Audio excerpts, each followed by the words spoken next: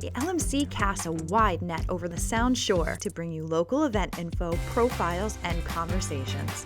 Recorded in the heart of the village in Mamaroneck Cinemas at the studio on the Avenue, LMC Media brings you the LMC Cast Community Profiles. Welcome back to the LMC Cast. I'm your host, Matt Sullivan, Executive Director of LMC Media. Today, we're honored to be joined by someone who truly exemplifies community service. He's our newly appointed Village Mamaroneck Police Chief, PJ Trujillo. From his roots in the Bronx to his leadership here in our village, Chief Trujillo brings nearly 2 decades of experience, compassion, and a deep commitment to public service. Chief, welcome to the show and congratulations on the appointment. Thank you so much, Matt, for having me. It's my pleasure. My pleasure as well. I want to start with your story. You were born in the Bronx, raised in the Bronx. Can you tell us a little bit about growing up and some of the experiences that shaped you and really interested you in starting a career in law enforcement? It's a great question. Thanks for having me again, Matt. And yeah, I was born and raised in the Bronx. Quite didn't make it to the hospital. My mom actually gave birth to me in a car. Oh, wow. About 2 or 3 blocks away from Abraham Lincoln Hospital in the South Bronx. My mom always says that I did it all by myself. Like, she felt no pain. She just felt a quick push, and she got into the car. And shortly thereafter, I came out by myself. Wow. So you're a fighter, natural-born fighter. Yeah, basically, you know. I was raised in the Castle Hill section of the Bronx in the 43rd Precinct. Born and raised in the Bronx and 1 block away from Castle Hill Projects. I was born in that area, raised in that area. We had a small house in that area, a multifamily house. Growing up, I had a great childhood with a lot of kids my age, always playing sports, active, playing outside. Nothing structured. Right. There was no like structured little league or going to games or just practices. Having a good time.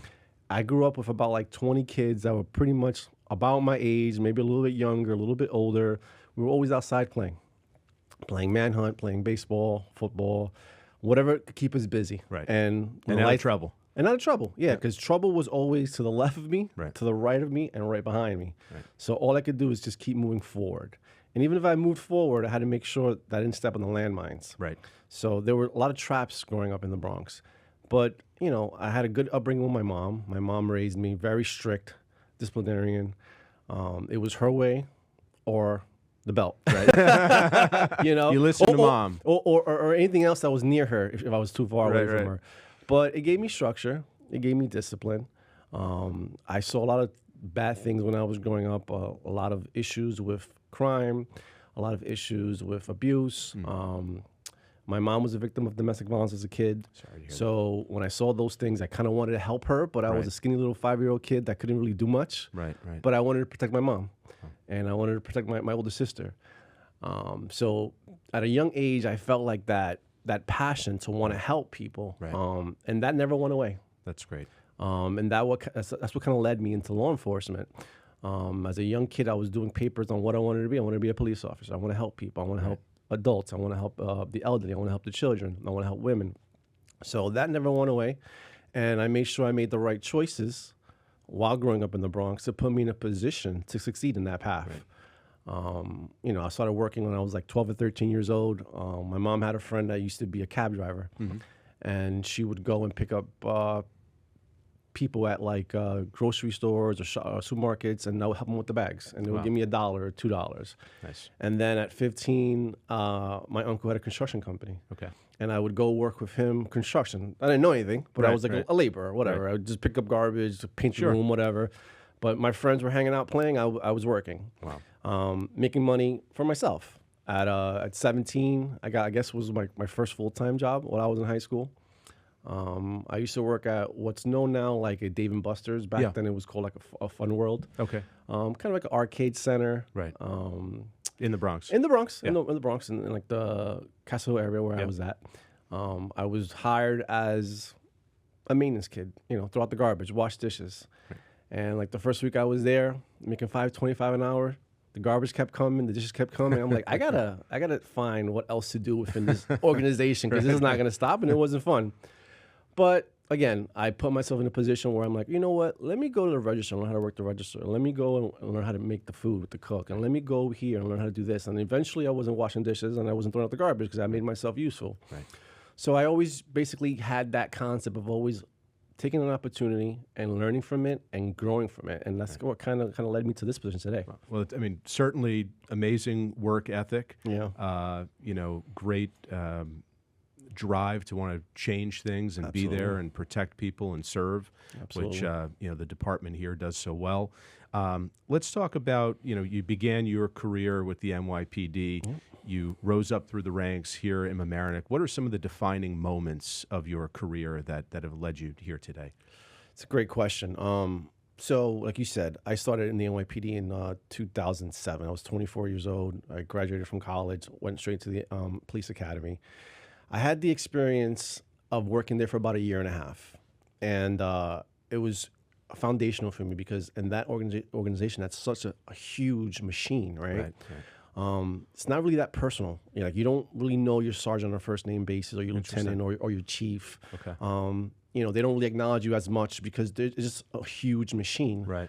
When I got here, I was able to transfer here in 2008. I remember I was on vacation with my fiance at the time, and I came back and I received a letter from the village of Mamaroneck, which I had no idea where that was. Never knew about it before. Never knew about it. Literally 15, 20 minutes away from where I grew up. Right. I put it in MapQuest, and I said, oh, it's like 15 minutes away from here, right by New Rochelle. So I came over here, and I interviewed. I got the job, obviously. And when I came here, Matt, it was like very personal. I would see a sergeant, and it would say, hey, hi, PJ, how are you? Nice. What's going on? How's everything? Right. And it was more of a connection. Yeah. With that being said, I didn't forget where I was coming from, where it wasn't like that. Right. But I was able to appreciate that when I came here. It was more of a family institution, the police department. It was more of a connection with the community members. Absolutely. On a call, you were able to speak to people a little bit slower and not have to rush things because you had 5 more jobs to go to after this call. Right. And at times, it could be like that, but not all the time. Right. So it gave me perspective and appreciation of what I had now and where I was coming from. So even within the department, there's a strong community. Absolutely, 100%. We have so many events together. We play softball together. That's great. We go to community events together. We're always doing things, not even when we're getting paid, but we just show up to support each other. Right. And that's what it's all about. Absolutely. Being there for your community. 100%. You mentioned community events, and that's one of the things that I want to talk about because there's a lot of community events that are covered and really created by the Village Police Department. You have National Night Out. You have the badges with bagels or Bagels with Bagels badges. with badges. We just had that, yeah. Yeah. The Santa runs that you do during the Christmas season. Yep. What is it about creating those community events and bringing the community together that's so important in modern day policing? So in our police department, we believe that community engagement is like the foundational for us.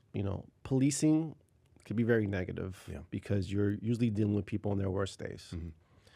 You're having a fight with your wife, something breaks, you get into a physical altercation, the police are getting called, they respond to your house, sometimes someone gets arrested.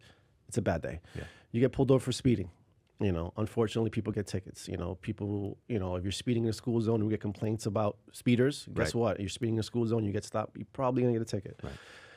We want to kind of make connections besides that, right? So if I'm able to meet you, Matt, at a center run with your 5-year-old son, and then maybe next week I stop you because you were pulled, you pulled over because you were speeding, maybe that interaction won't be as negative from the beginning. Right. Or, if you get in an argument with your wife and something breaks or it gets physical, and I come to your house because 911 was called and we respond, maybe there's a connection there that was made on that center run at Bagels with badges or at National Night Out that can maybe diffuse or lower the tension on that call. Right. We think that's humongous, especially in this community, in any community really, but I think in this community we're able to connect more with people. So we try to do more of those community engagements where we go to the CRC or we go to some type of event.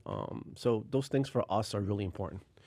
100%. And I think that's really appreciated by the community, individuals, and as a whole.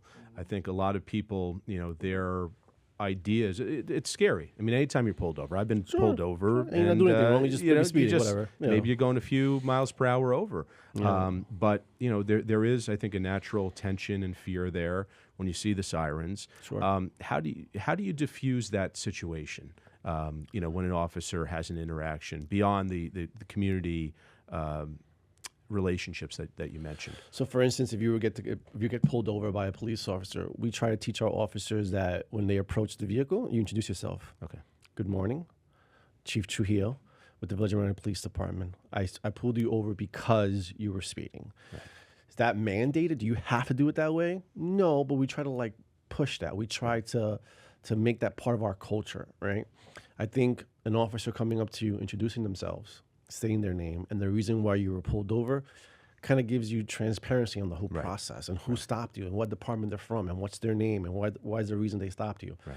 So maybe that helps diffuse the situation. Sure. I think we also use the procedural justice model that we teach our officers. Officers receive about 24 hours of procedural justice, which is a model that talks about giving people a voice, being neutral, being impartial, and giving respect and dignity to people. Right. No matter what the outcome is, whether that person gets a ticket or gets arrested for something, the process to the end, right? How you treat that person. That helps diffuse and de-escalate. Now, with that being said, to de-escalate, it takes at least two people, at least two. The officer and the subject or the person that's being interviewed or being engaged with. Right. So some people want to always say, oh, but the officer de-escalate. The officer can de-escate, but he needs the buy-in from the other person. Right. That's important. I mean, it's any relationship. It's a two-way street. Exactly. One of the things that's interesting on at least the media side. I always tell people, anytime you see a video that's presented online, social media or in the news, wherever it may be, anytime you hit the record button, that's an editorial decision that someone is making. Correct. We don't know what happened before that button was pressed, and we don't know what happened after that button was pressed. Obviously, we have body cam footage now that I'm sure is playing a role and maybe making people feel safer, maybe making officers feel safer. What's the department's feelings on social media and video cameras and all of that as a whole? How does that impact your ability to just do your job? Yeah. Interesting question. A few years ago, conversations were being made about getting body cameras. And our department was 100% on board.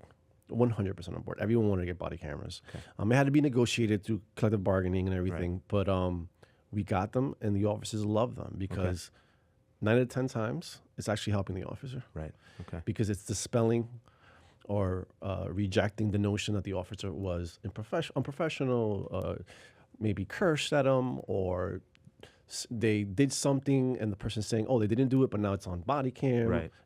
Every officer has a body camera, and almost every car has a dash cam. So usually if a guy blows a stop sign, let's say something minor like that, right, and the cop pulls him over and gives him a ticket, and I get a complaint. Oh, I didn't blow a stop sign. No problem, sir. I'll take the complaint. I'll take every complaint that comes in, and then I'll investigate. Go to the videotape. Yeah, and we'll go to the videotape and we'll look at it. Right. So the officers love the body camera. The Village of Mamaroneck, with the police department in the last 3 years, I would say, has invested in about 55 cameras throughout the village. That's helped us enhance investigations and incidents, and it helps us do our job. Okay. Social media, our officers, obviously, we're all on social media, and we see what happens and what's portrayed. But you see a snippet, like you said. Right. You see a piece of it. Sometimes it looks bad. Sometimes it looks good. But you want to get the whole picture, so you got to get independent video. You can't go off that one video. Sometimes you might only have that one video.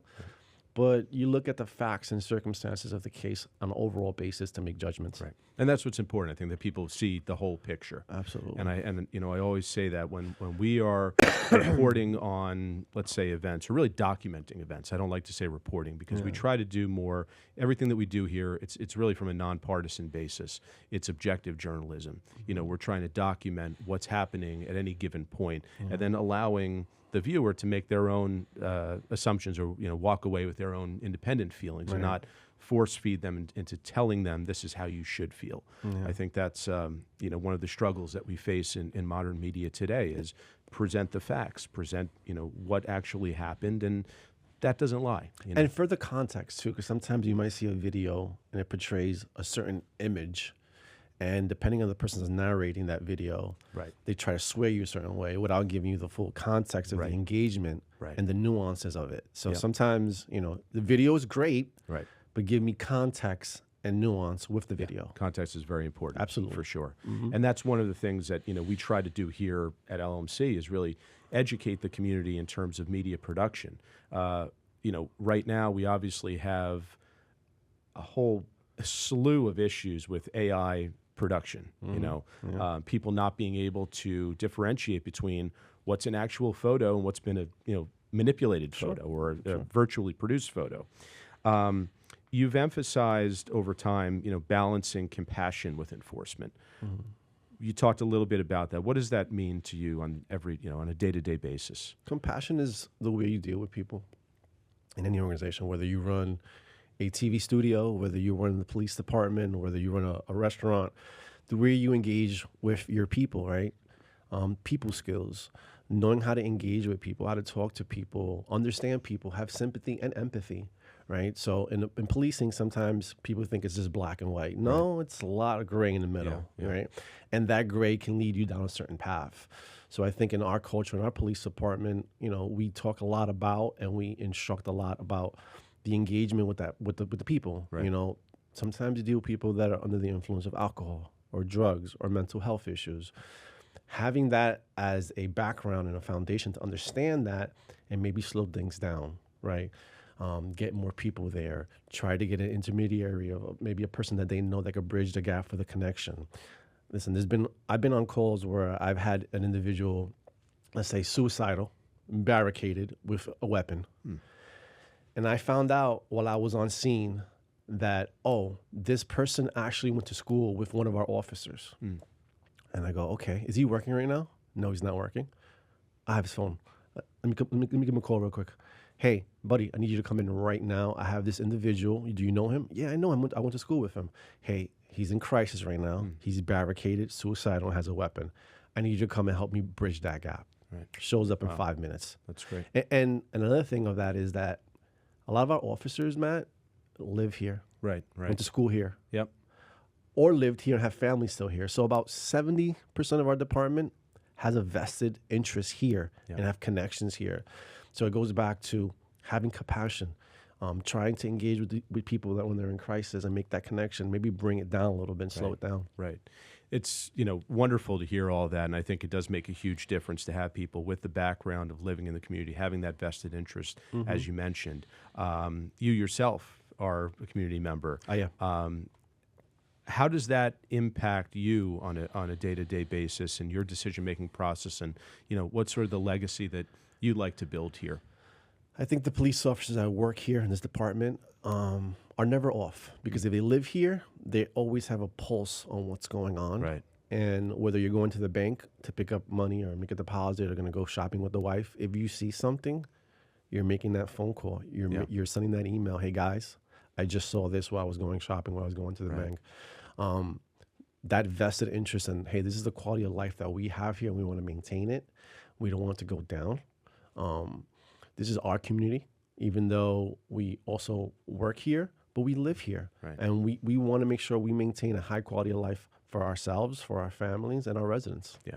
And it's also challenging. It's a blessing and a curse, I think, at the same time. Yes. I'm living that myself here. Yes, it could be, but I'm optimistic that I kind of always look at things half full, not half empty. Right. So I try to draw out from the good things out of it. You know what I mean? So I think it's positive. I've done both. Yeah. I've worked in Manhattan, living in the Bronx. Right. And then I've worked and lived in Mamaroneck the last 5 years, 6 years. So I appreciate actually living and working here at the same place. Well, like having you here. Pleasure. You spoke about officer interactions with people, the training that they do, the compassion. There's a program that you guys just started, the Blue Envelope program. Yes. Can you share a little bit of information about absolutely. that? It's actually a statewide program. We are adopting it. It's a blue envelope program, which is for individuals that have special needs like autism and maybe have communication issues, or maybe maybe they get anxiety, and maybe driving a vehicle in itself obviously could be a stressful situation. Right. And now add to that maybe getting pulled over by a police officer, right? The lights, the sirens, someone come into the car, asking for documentation. That could be overwhelming for people. Yeah. So the blue envelope program educates the driver to have his license, registration, insurance card all in that envelope there. Okay. And now when that person gets pulled over, he knows I just reach over to that blue envelope and I provide it to the officer. Make it as easy as possible. As easy as possible. You're not fumbling through documentation. Right. You're not looking at different locations. I have my wallet here, I have my registration here, my insurance card over here. It's all in one spot. And the big part of this is the officer being trained that when he sees that blue envelope, hey, this might be a little different. Right. And this might be very challenging for the individual I'm actually talking to right now. Let me make sure he's okay or she's okay. Right. And give them the benefit of the doubt. Sure. Maybe they're a new driver. This is a new experience for them. Maybe they can't communicate well with the officer. And that kind of slows things down and gives you more perspective, context, nuance, like we said before. Yep, exactly. It's a statewide program. We just started doing it about a week ago. Officers are excited about it, and so is the community. And we actually gave out some at the Bagels with Badges. That's great. Well, and we also have a special registry.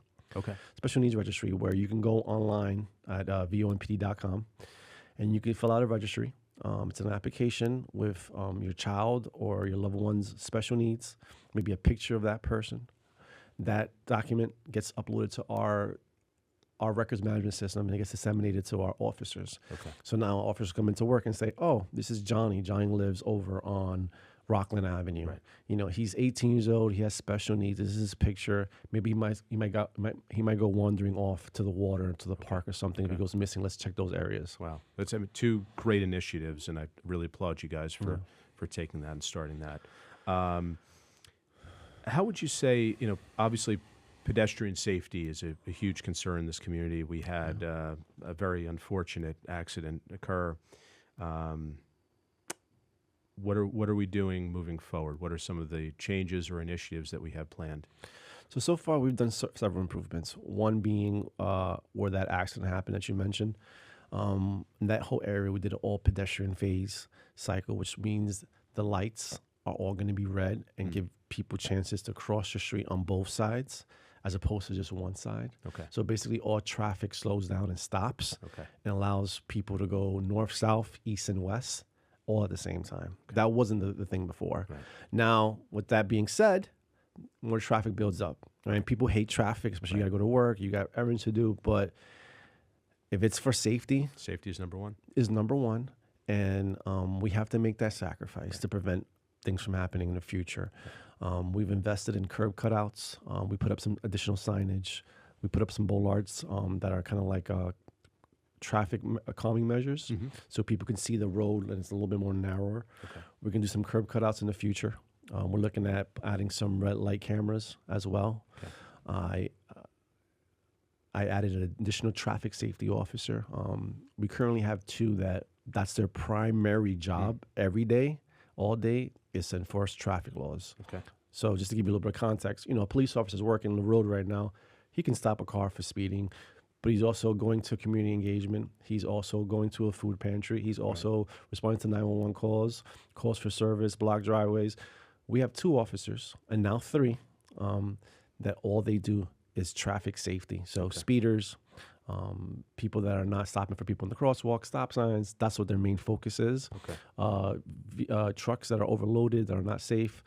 I also have an additional bike officer that works on Sunday to Thursday on the Mamaroneck Avenue, making sure people are not making the left into the left space, things of that nature. Yeah, that's always a big problem down this avenue. Yeah, because it causes accidents. Yep. People see a spot, they get excited, they want to make that quick left. Right. Or people in the crosswalk.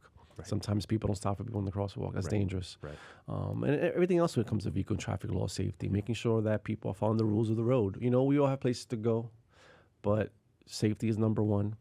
The phone's a big thing. We're so connected to our phone, Matt. But when we're driving a vehicle, we shouldn't be touching our phones. Correct. So, Correct. Yeah. Absolutely. shift gears here for a moment and address something that I think is really of the utmost concern to a lot of residents here, not just in Mamaroneck, but around the county and around the country.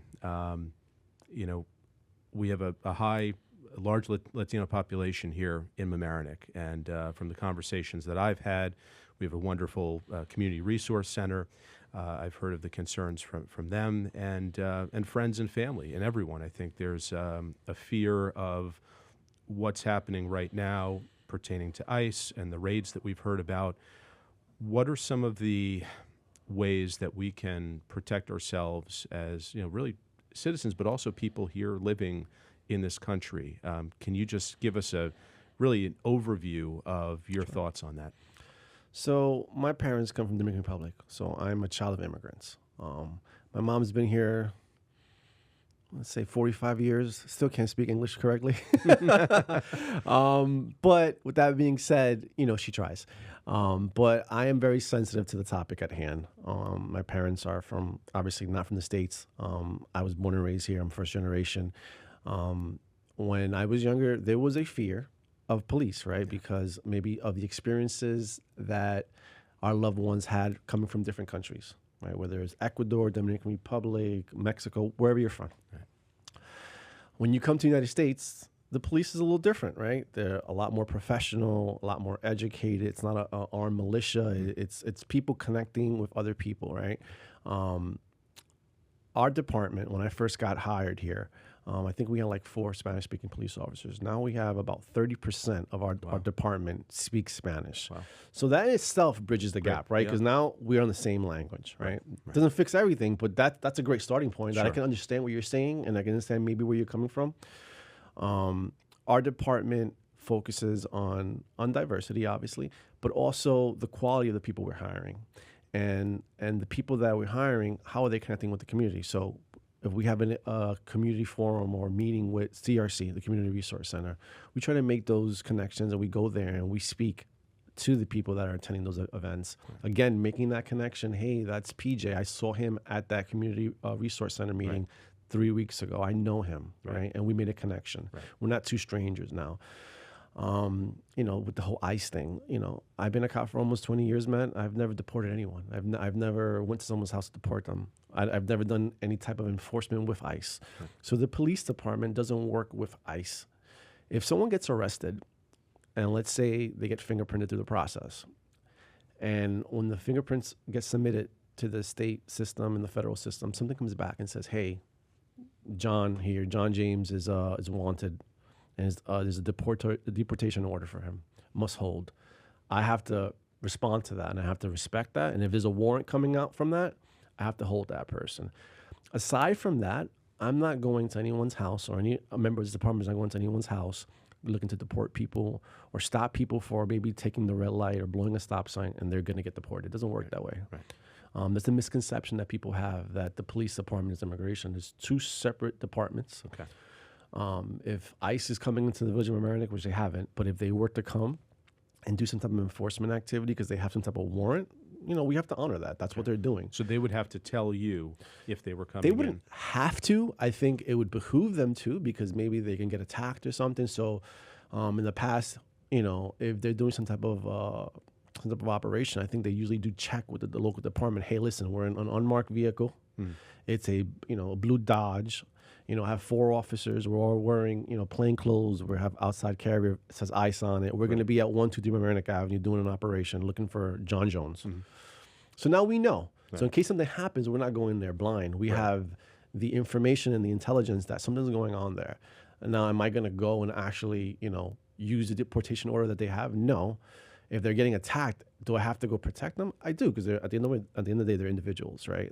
They're people. So that's how we work. Okay. That's how we work. Yeah. So as far as, individual freedoms and rights that people have, correct. If someone is approached by an ICE agent, what's some practical advice that you could offer? So some practical advice. Let's say someone's knocking on your door and they're saying they're the police department, right? Or they're saying they're ICE. Like, what I would recommend is you call the police department and say, hey, are you guys in front of my house? Our number to our police desk is 914-777-7780. Okay. And hey, there's someone in front of my door. They're saying the Village American Police Department. Should I open the door? We'll check. Are our guys there? No, they're not there. Hey, listen, you have the right to keep your door closed. You don't have to open your door. You know what I mean? That's your right. Unless they have a warrant that they go into your house, they can't. You know, they have to have a warrant. So they need to have a warrant to go into your house in order to go in. They would have to present that warrant to you on the site. Absolutely, 100%. So if anyone is approached, they would and they identify themselves as Village of Mamaroneck Police, they would make a call. They could make a call to the police department to verify. Because sometimes, you know, you want to make sure that the people that represent themselves are representing themselves the right way. Right. I mean, we have a very distinct uniform. It's all blue, yellow patch. There's Mamaroneck on it. Right. We do have plainclothes officers too, but they can usually have their shield out as well. It'll say Mamaroneck on it.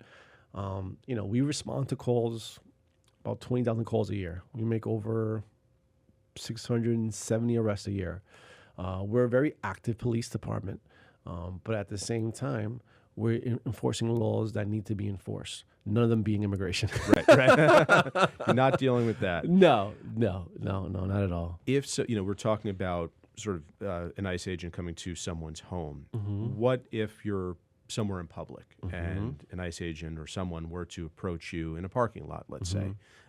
Would that interaction be any different? What rights would that person have? What could they say or not say? I think at the end of the day, a police officer needs to have probable cause to make an arrest, right? They need to have probable cause to search a vehicle. They have to have a legal reason to ask for documentation. If a ICE agent comes up to you and says they want to see your papers, okay, what's the reason, right? Like, why are you asking for papers? If they have a warrant for your arrest and they know it's you, they're going to obviously make it the arrest, right? But if they're not sure, then they got to ask you certain questions to kind of like maybe fill in the gaps. Right. At the end of the day, you got to know your rights, right? At the end of the day, are you going to arrest me? Arrest me. I'm not going to give you any other information. You know, if I'm the person you're looking for, then you have to arrest me. Yeah. You know. Do you know, are there any legal services for people, let's say they do get into a situation, how does it work with, you know, retaining a lawyer or something like that for people who may not know? I believe the CRC has some lawyers that deal with the immigration things. Again, that's not my exact forte, so I don't know exactly how all that works because I don't deal with it. Right. But I'm pretty sure the CRC is a good resource to utilize in this case. I know they have lawyers as part of the organization that helps them with these type of things. Right. Yeah. So just to wrap things out, what's the one thing that you wish every resident of Mamaroneck knew about our officers here? That our officers deeply care about the community. I said it earlier, I'll say it again. They are deeply invested, and a lot of people don't know how busy we are. They think, oh, it's Mamaroneck, it's a small town or a small village. In the grand scheme of things, in the county of Westchester, we're the third busiest when it comes to villages. I'm not including cities. I'm not saying Yonkers, Mount Vernon. I'm talking about villages. You know, we're not Ardsley. We're not Dobbs Ferry. You know, we're not those smaller villages. You know, we have 52 cops. Like I said earlier, we have about 20,000 calls a year, almost 700 arrests. We deal with anywhere from 110 to 150 people a year during crisis, right, where they're obviously going through some type of crisis. So officers are well trained. They take on the job seriously and they take it with pride. They care about the community, and feel free to approach us, ask us questions. You know, we're always looking to make a connection. Our officers really care about this department and this community, and they love it. Well, that's abundantly clear. And, you know, I think a lot of times we hear the negative side of what policing means and law enforcement, and we don't always understand that, you know, there's a lot of good that goes into it. And as I shared with you before our interview here, you know, my family, we had a very positive, life-saving interaction between one of your officers and my mother. And I still to this day credit him for, you know, really saving her life. So a special thanks to Officer Valente for that. And a huge thanks to everything that you do and your department to keep everyone safe here in our community. I absolutely love hearing those type of stories. You know, sometimes you just hear so much negative things. Yeah. Every so often it's nice to hear those good stories that come out. It gives you a little bit more context about what we do, because sometimes only the negative things come to light, and all the positive things just become mundane or routine. The majority of things that we do are good things, you know, obviously. times police can get involved in some type of situation that goes negative because we deal with a highly volatile population at times where things can go wrong. You know, like I said earlier, alcohol, mental health illness, drugs. But in the grand scheme of things, police do a noble work, and we love what we do. Well, Chief, again, thank you, and certainly always welcome here at LMC. You know, part of what we do is we're here for the community to be that bridge throughout, whether it's our nonprofit groups, our residents, our local law enforcement, fire, municipal officials, whoever it may be. So we're here to help, guide those conversations, allow them to take place. And again, thank you so much for being here today. And that's it for today's episode of the LMC Cast. Stay safe, stay connected, and as always, please support your local heroes. For LMC Media, I'm Matt Sullivan. We'll see you next time. Thank you. Thanks, Chief. Thank you for listening.